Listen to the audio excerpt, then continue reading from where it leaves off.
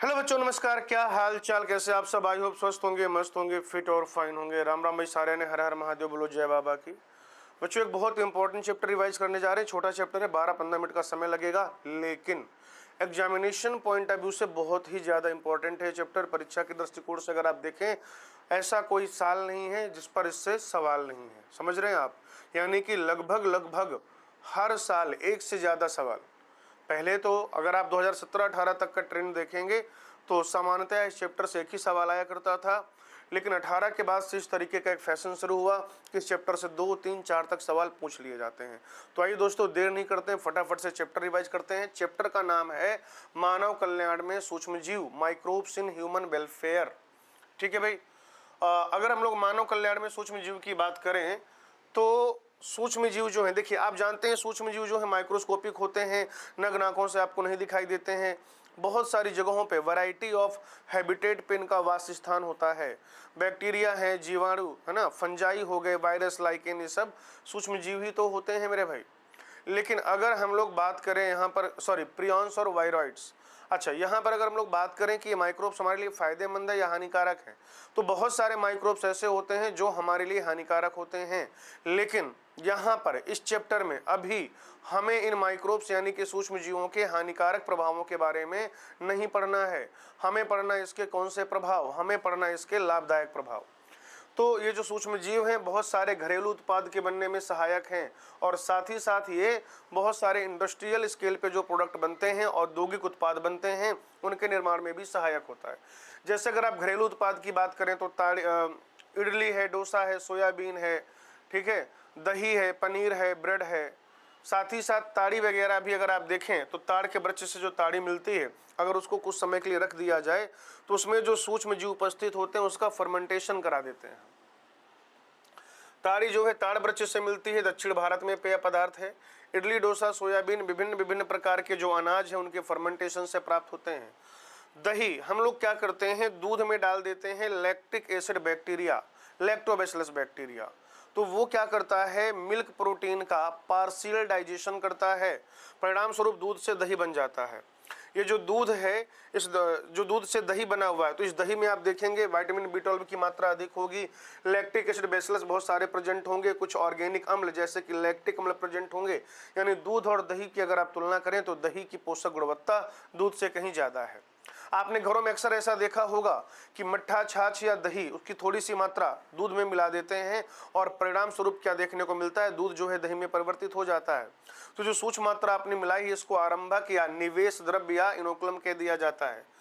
पनीर जब आप बनाते हैं बेटा, तो पनीर की जो गठन रचना है, स्वाद है, उसका जो टेक्सचर है, टेस्ट है, वो सब अलग अलग होता है, और यह निर्भर करता है कि उस पनीर को बनाने में, उस चीज़ को बनाने में आपने किस तरीके का माइक्रोब जो है यूज किया हुआ है। जैसे अगर हम लोग प्रोपियोनिबैक्टीरियम सार्मेनाई की बात करें, तो अगर आप प्रोपियोनिबैक्टीरियम सार्मेनाई, इस बैक्टीरिया, इस जीवाणु का प्रयोग करके आप पनीर बनाते हैं, वो जो चीज़ मिलता है उसको स्विस चीज़ कहते हैं, और स्विस चीज़ में बड़े बड़े बेटा होल पाए जाते हैं। ये रहा आपके लिए रीनीट 2026 का सवाल। ठीक है, स्विस चीज जो है बच्चों, इस स्विस चीज में क्या हो जाएगा, बड़े बड़े होल होते हैं, और ये बड़े बड़े होल क्यों प्रेजेंट हैं, due to formation of large amount of CO2। इसके अलावा जो रॉकफोर्टी चीज है वो पेनिसिलियम रॉकफोर्टी से मिलता है, कैम्बर्ट चीज पेनिसिलियम कैम्बर्टी से मिलता है। पेनिसिलियम रॉकफोर्टी और पेनिसिलियम कैम्बर्टी आप समझ सकते हैं एस्कोमाइसिटीज है, फंजाई है। ब्रेड बनाने के लिए हम लोग सैक्रोमाइसिस सेरेविसे अर्थात बेकर्स ईस्ट, ये ईस्ट जो है बेकरी के पर्पज में यूज किया जा रहा है, बेकर्स ईस्ट कह देंगे।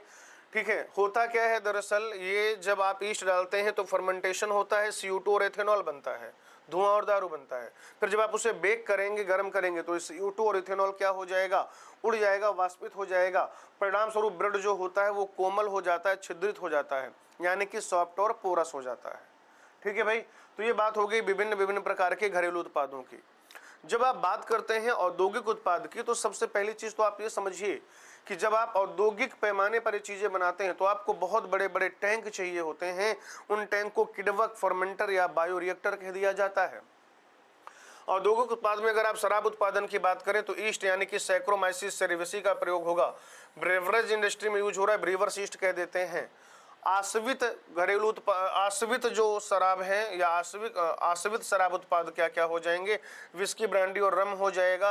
अनाश्वित में वाइन और बियर हो जाएगा। अगर स्विस चीज़ का सवाल नहीं पूछा गया तो एक पॉसिबिलिटी ये भी है कि फिर यहाँ से सवाल पूछ लिया जाए कि कौन से जो शराब उत्पाद हैं वो आश्वित हैं, डिस्टिलेटेड हैं, और कौन से अनाश्वित हैं यानी कि नॉन डिस्टिलेटेड हैं। प्रतिजैविक यानी कि एंटीबायोटिक की बात करेंगे तो एंटीबायोटिक, एंटी मतलब अगेंस्ट, लाइफ मतलब जीवन, लाइफ के अगेंस्ट। तो किसकी लाइफ के अगेंस्ट? बैक्टीरिया की लाइफ के अगेंस्ट। बच्चों जो एंटीबायोटिक होते हैं ये बैक्टीरिया की लाइफ के अगेंस्ट होते हैं, लेकिन हमारे लिए, ह्यूमन के लिए ये प्रो लाइफ होते हैं। पहला जो प्रतिजैविक है वो पेनिसिलिन था, पेनिसिलियम नोटेटम से फ्लेमिंग ने खोजा था। फ्लेमिंग दरअसल क्या है, कल्चर माध्यम में, संवर्धन माध्यम में एक बैक्टीरिया स्टेफोलोकोकस की वृद्धि कराना चाह रहे थे। उन्होंने देखा कि बैक्टीरिया की ग्रोथ नहीं हो रही है क्योंकि वहां पे फफूंद, माउल्ड उग गया है, पेनिसिलियम उग गया है। पेनिसिलियम एक पदार्थ स्रावित कर रहा था, पेनिसिलियम एक पदार्थ बना रहा था जिसकी वजह से बैक्टीरिया की ग्रोथ रुक रही थी। यानी ये जो खोज हुई थी एंटीबायोटिक की, दुर्घटना बस हो गई थी। ठीक है भाई। तो पेनिसिलियम से जो पदार्थ मिला बैक्टीरिया की ग्रोथ को रोकने वाला, क्या नाम दे दिया गया? पेनिसिलिन। बाद में चेन और फ्लोरी ने जो है एक बताया कि ये जो पेनिसिलिन है एक शक्तिशाली, मतलब एक पोटेंट जो है एंटीबायोटिक है, और इस महान काम के लिए फ्लेमिंग, चेन और फ्लोरी को नोबेल प्राइज दे दिया गया 1945 में। बट बेटा फटाफट से स्क्रीनशॉट ले लीजिए इसका जो है स्क्रीनशॉट आप बेटा फटाफट से ले लीजिए।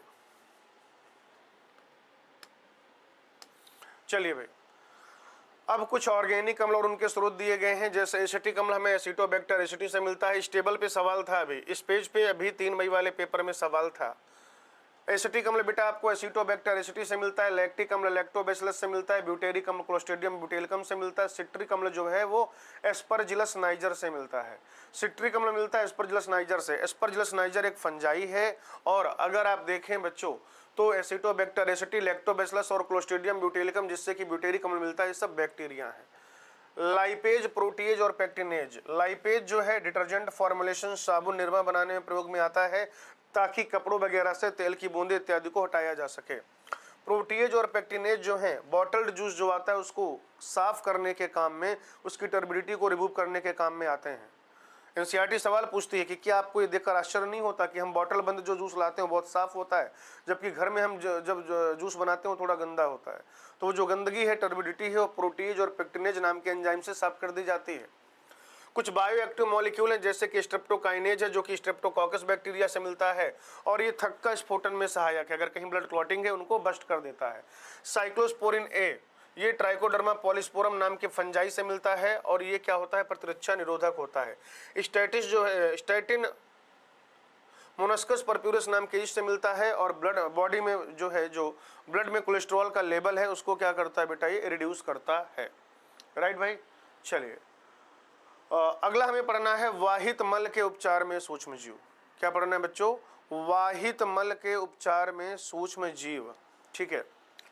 तो वाहित मल का जब आप उपचार करते, देखिए वाहित मल से क्या मतलब है कि ये जो नाली इत्यादि का पानी है, ह्यूमन एक्सक्रीटा है, कचरा है, ये सब वाहित मल कहा जाएगा।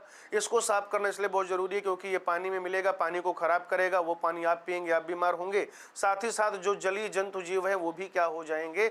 उन पर प्रतिकूल प्रभाव पड़ेगा। तो आपके सिलेबस पे 2 चीजें पढ़ाई गई हैं, प्राथमिक उपचार और द्वितीयक उपचार। प्राथमिक उपचार जो है वह एक भौतिक प्रक्रिया है, और जो द्वितीयक उपचार है वो है एक जैविक प्रक्रिया है। तो आप देखेंगे कि जो प्राथमिक उपचार है भौतिक प्रक्रिया, उसमें 2 चीजें हैं। एक तो फिल्ट्रेशन यानी कि छानना, यानी कि निस्यंदन, और अवसादन। ऐसी चीजें जो छानी जा सकती है उनको फिल्टर कर लिया जाएगा, और जो ये रेत, बालू, कंकड़ वगैरह हैं उनका अवसादन हो जाएगा, तली में वो बैठ जाएंगे। वो जो लिक्विड जैसी चीज बचेगी, वो जो पानी बचेगा, उसको कह दिया जाएगा प्राइमरी इफ्लुएंट। वो जो प्राइमरी इफ्लुएंट है बेटा वो सेकेंडरी उपचार के लिए जाएगा, द्वितीयक उपचार के लिए जाएगा, जहां पर पहले उसको वायवीय टैंक में डालेंगे और वायवीय टैंक से अवायवीय टैंक में जाएगा।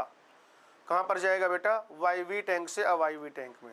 जैसे यहाँ पर जो आप छान सकते थे, छान लिया आपने, और उसके बाद आपने क्या किया? जो चीज़ों का अवसादन होना था अवसादन हो गया। अब वो जो प्राथमिक बहिस्राव है वायवीय टैंक में गया।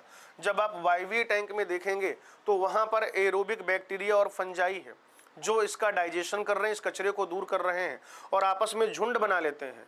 एरोबिक बैक्टीरिया और फंजाई आपस में झुंड बना लेते हैं, जिसको उर्वरक यानी कि फ्लॉक्स कहा जाता है। ठीक है। बहुत सालों से नहीं पूछा गया है। एक ये सवाल भी ऐसा है, अगर पिछली 2 चीजें जो मैंने बताई हैं अगर नहीं पूछी गई तो यहां से सवाल बन सकता है बच्चों। ठीक है। वायवी टैंक में एक एजिटेटर लगा रहता है ताकि पूरे को ऑक्सीजन सप्लाई अच्छे से होती रहे, उसको पूरे को घुमाता रहता है। ये एरोबिक बैक्टीरिया और फंजाई इसको डाइजेस्ट करेंगे। अब यहाँ से जो मिलता है उसको सक्रिय, क्योंकि अब क्या है, डाइजेशन हो चुका है कचरे का, बायोलॉजिकल ऑक्सीजन डिमांड कम हो चुकी है। ठीक है, ये जो बायोकेमिकल ऑक्सीजन डिमांड है, बीओडी का फुल फॉर्म भी अक्सर करके पूछ लेता है बेटा। ये जो बीओडी है, ध्यान से समझिएगा, कचरा जितना ज्यादा, कहीं पर भी पॉल्यूशन जितना ज्यादा, कचरा जितना ज्यादा, वहां पर बायोकेमिकल ऑक्सीजन डिमांड उतना ज्यादा। ठीक है, तो अभी पहले क्या था, कचरा बहुत ज्यादा था तो बीओडी बहुत ज्यादा थी।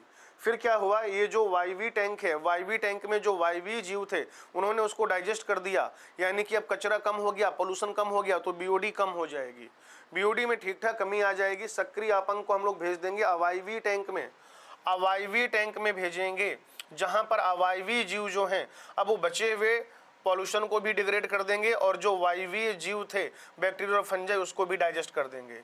इस सक्रिय आपंक की थोड़ी सी मात्रा बेटा बैक पंप कर दी जाती है, पुनः वापस उसमें भेज दी जाती है निवेश द्रव्य के रूप में, निवेश द्रव्य के रूप में।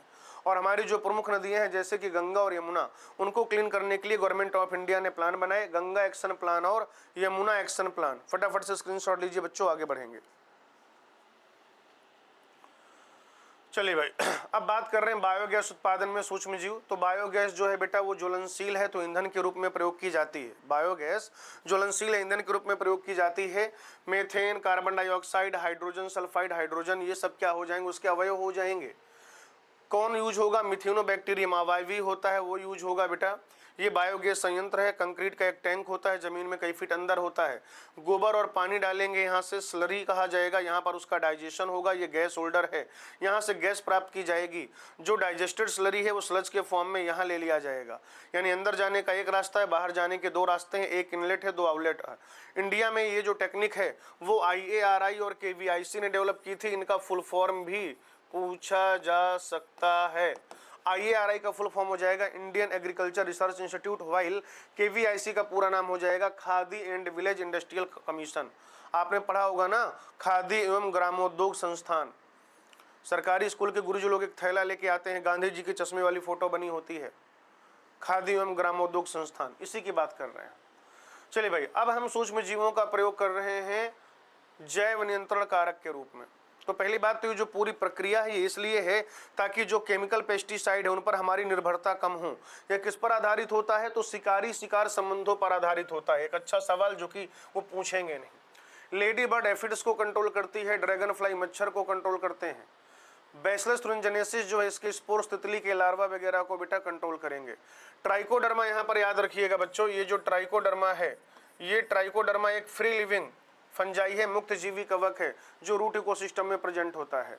बकलो वायरस यानी कि न्यूक्लियोपॉलीहेड्रोवायरस जो है जीनस के हैं, ये संकीर्ण परास के जैव नियंत्रक हैं।